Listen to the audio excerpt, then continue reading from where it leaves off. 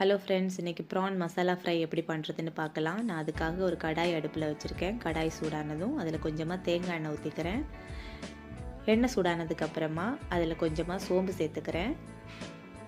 சோம்பு பொரிஞ்சதும் அதில் கொஞ்சமாக கருவேப்பிலை போட்டுக்கலாம். இப்போது இதில் நான் கட் பண்ணி வச்சுருக்கிற சின்ன வெங்காயத்தை போட்டுக்கிறேன்.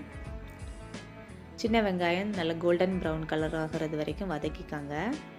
வதங்கிடுச்சு. இந்த டைமில் நீங்கள் இஞ்சி பூண்டு பேஸ்ட்டு சேர்த்துக்கலாம். நான் இன்றைக்கி சேர்த்துக்கல. ஸோ நான் மசாலாஸ் போட்டுக்கிறேன். அதுக்காக கொஞ்சம் மஞ்சத்தூள் போட்டிருக்கேன், கொஞ்சமாக காஷ்மீரி சில்லி, கொஞ்சமாக தனியாத்தூள், கூடவே கொஞ்சம் மிளகுத்தூள்.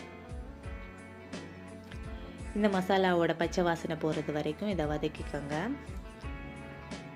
இப்போ இதில் நம்ம க்ளீன் பண்ணி வச்சுருக்கிற எறாவை போட்டுக்கலாம்.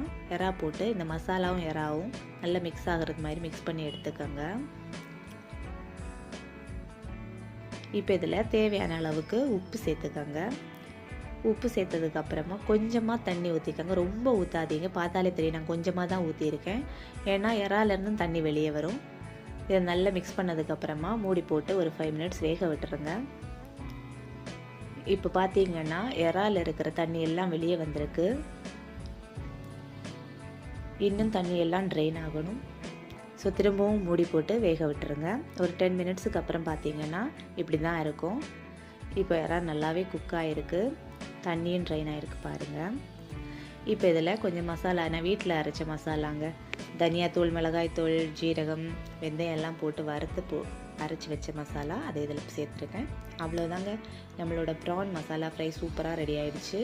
நீங்களும் உங்கள் வீட்டில் ட்ரை பண்ணி பாருங்கள். தேங்க்ஸ் ஃபார் வாட்சிங்.